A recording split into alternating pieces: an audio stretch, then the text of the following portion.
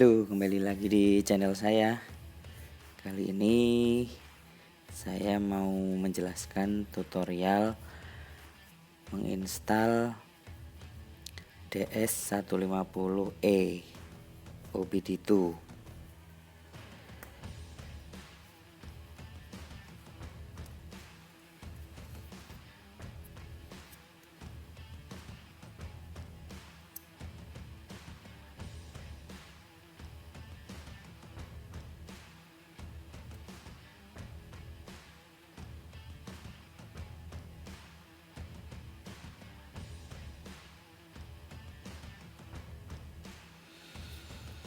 Nah, waktu kita membeli satu set alat ini, pelengkapannya, ini alatnya, dia ada ini kabel USB-nya, kemudian ini ada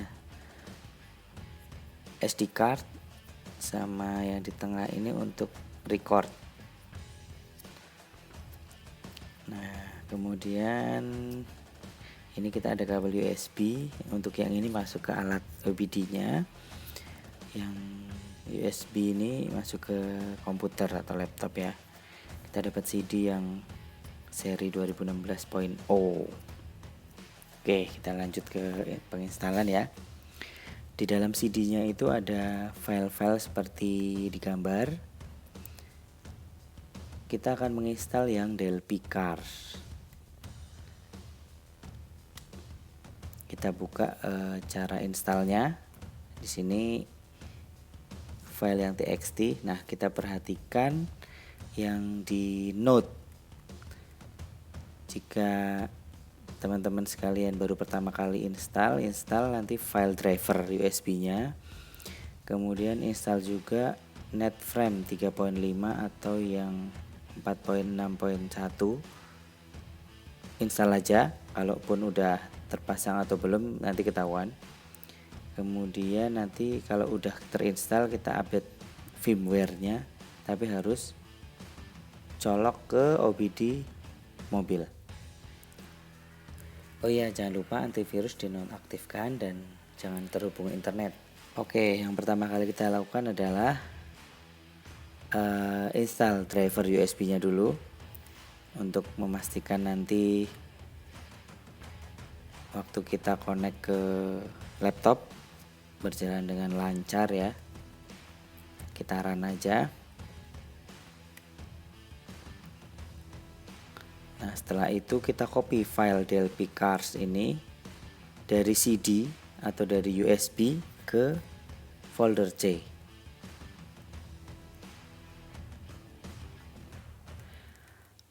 Kopinya ini memakan waktu ya lumayan ya. Sambil ngopi dulu lah. Karena yang kita copy sekitar 1,5 giga.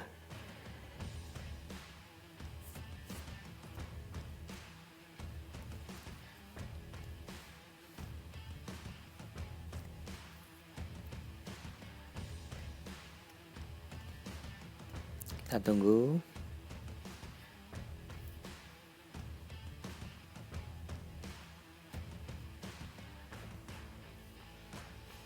Jadi yang pertama tadi install USB drivernya dulu ya. Kemudian kita copy filenya dari USB atau CD ke folder C.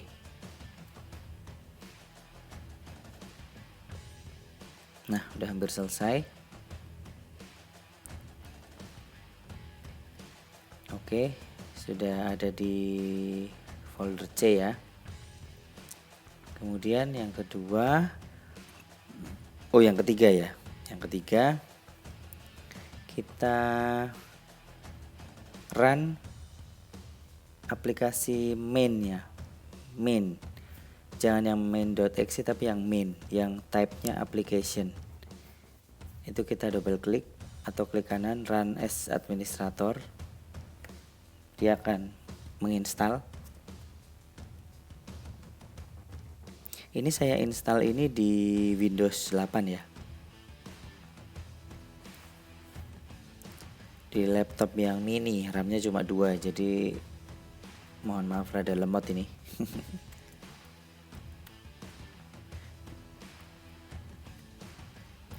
ini udah mulai ya aplikasinya, kita install. Nah setelah muncul kolom box begini, kita next aja software activation ini. Kita klik tanda panah yang kanan, nah sampai muncul start. Kita klik startnya.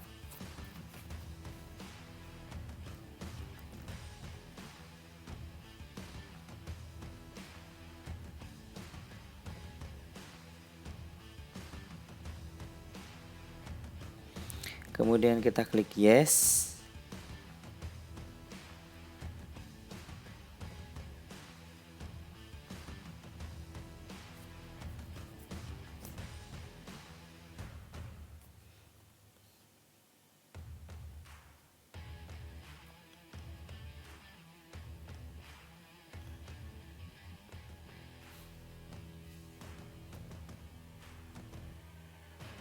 Nah klik yes, dia akan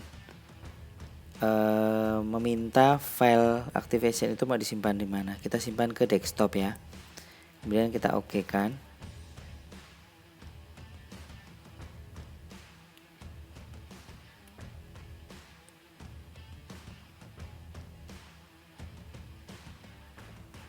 Nah itu jangan di close. Sekarang kita buka file yang keygen ya, keygen. Ada semua file ada di CD-nya ya. Kalau saya copy dulu ke USB karena laptop saya nggak ada CD driver. Nah ini keygennya. Kita buka aplikasinya.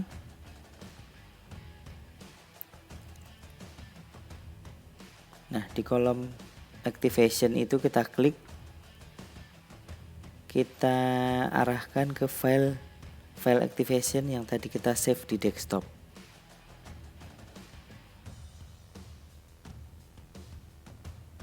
Nah oke, kita open. Udah, dia akan berjalan. Nanti tulisannya resultnya activated. Nah berarti kita udah berhasil. Kemudian yang Internet Explorer-nya ini kita close. Yang activation keygen-nya ini kita minimize.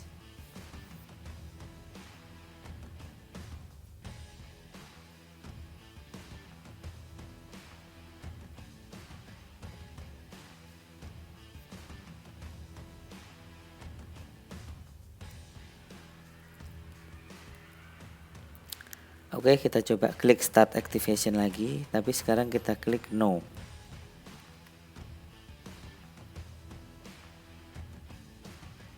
Nah, kita arahkan ke file activation yang ada di desktop tadi.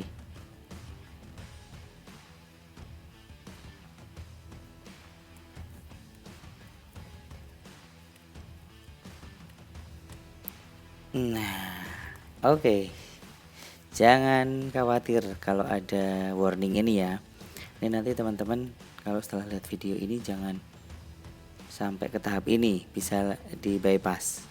Karena kita ada yang kelupaan mengcopy file yang tadi kita copy ke folder C, kita cut ke folder C, tapi masuk lagi ke folder program data.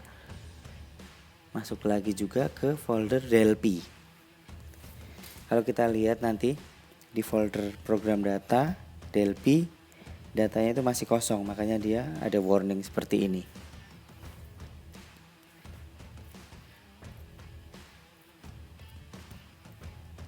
Ini saya tunjukin ini karena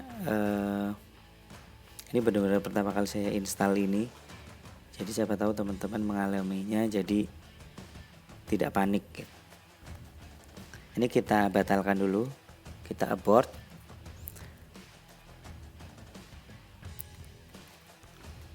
Sekarang kita ke folder C, kita lihat ya di program data, kemudian di DLP, masuk lagi ke foldernya ya. Nah di datanya ini kosong, belum ada apa-apa. Nah sekarang yang kita lakukan adalah cut file yang di folder C ini.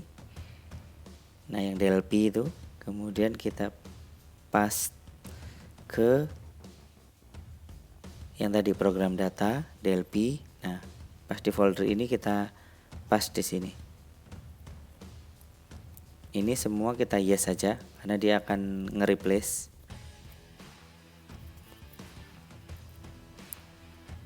Untuk teman-teman yang udah lihat video ini, sebelum teman-teman jalankan main exe tadi, application tadi, sebaiknya ini di copy dulu, di cut dulu, di cut paste ke folder program data.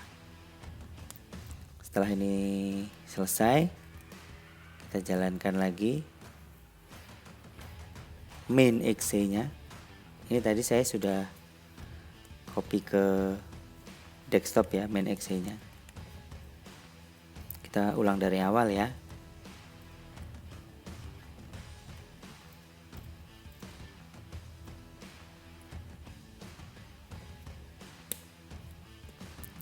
Ini mirip-mirip install kalau zaman dulu kuliah install game bajakan. Nah, mirip beginilah. Nah, ini kita next aja ini sampai ketemu box start. Nah, ini kita klik startnya, kita klik yes, kita masukkan ke desktop, namanya jangan diubah ya, file activation aja, save, oke. Kemudian kita masuk ke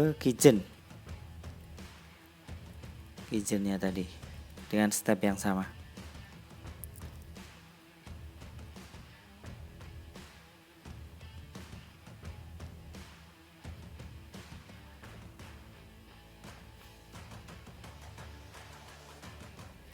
Nah, di kolom activation itu kita klik, nah, kita arahkan ke yang file activation di desktop, open, kita tunggu sampai resultnya activated. Oke, sudah berhasil.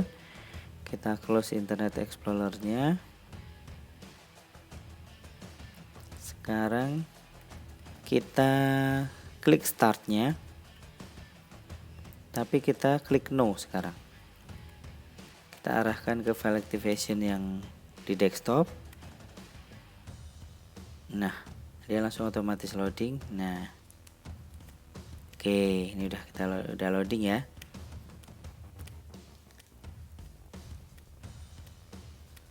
Harusnya berhasil ini.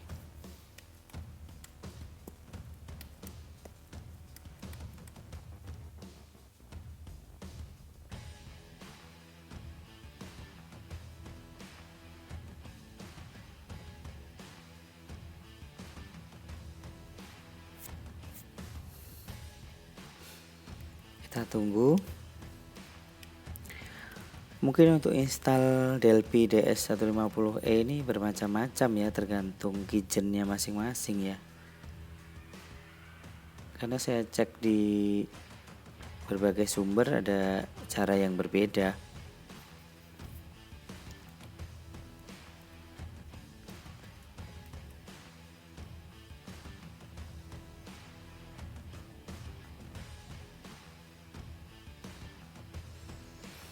Nah,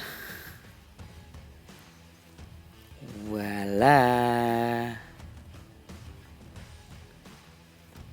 Oke, kita sudah berhasil menginstal DLP DS150E di Windows 8. Oh iya, sebelum tadi install pastikan internet disconnect dan antivirusnya dinonaktifkan ya.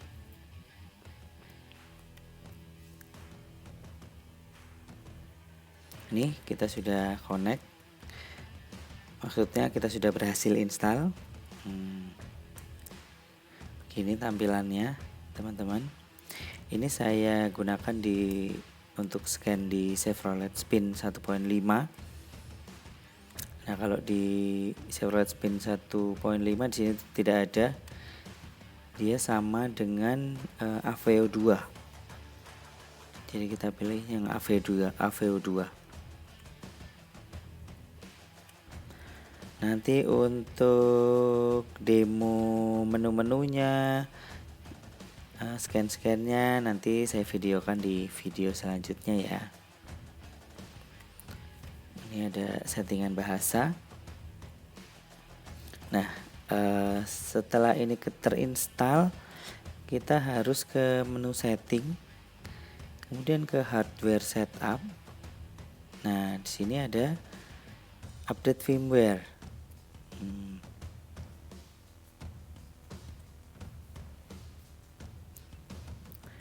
Untuk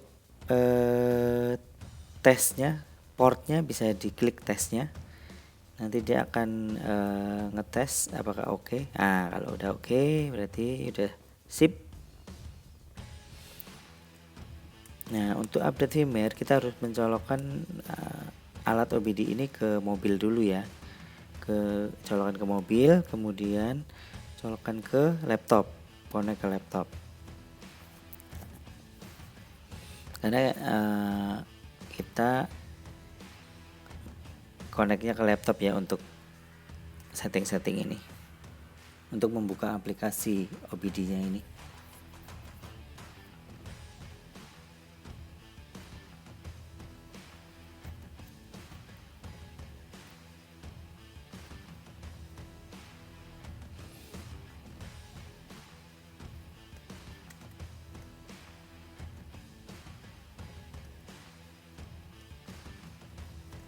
Nah, kita konekkan ke mobil ya.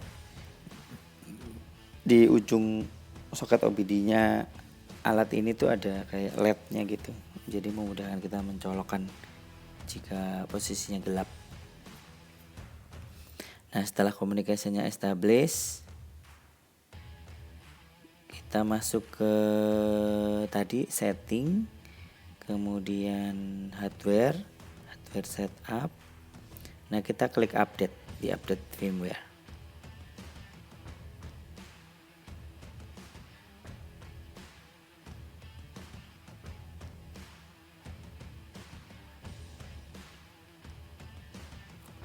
Kita tunggu.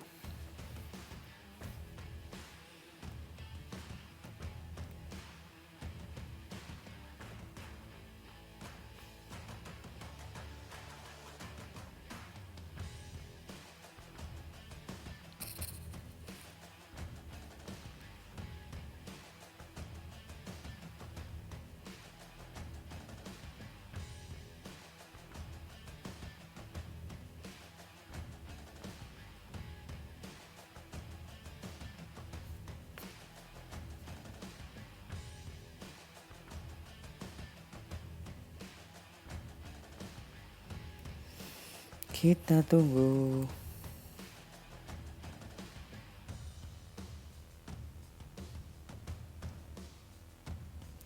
Sedikit lagi.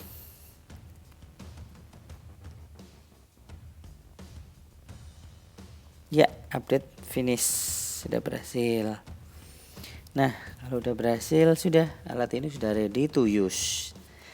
Tinggal kita harus mempelajari bagaimana cara kerjanya ya, biar kita tidak punya kita punya alat tapi tidak bisa pakai nanti. Oke, di video selanjutnya nanti saya akan explore alat OBD DS150E ini ya. Kemudian tadi di desktop kan saya copy main exe-nya. Itu bisa diganti seperti di video ini, diganti ikonnya biar kelihatan keren. Enggak main exe-an gitu, ada logo Delphi-nya gitu, Cars. Oke, demikian video dari saya, semoga bermanfaat. Jika ada yang kurang atau salah, mohon di komen. Terima kasih teman-teman semua.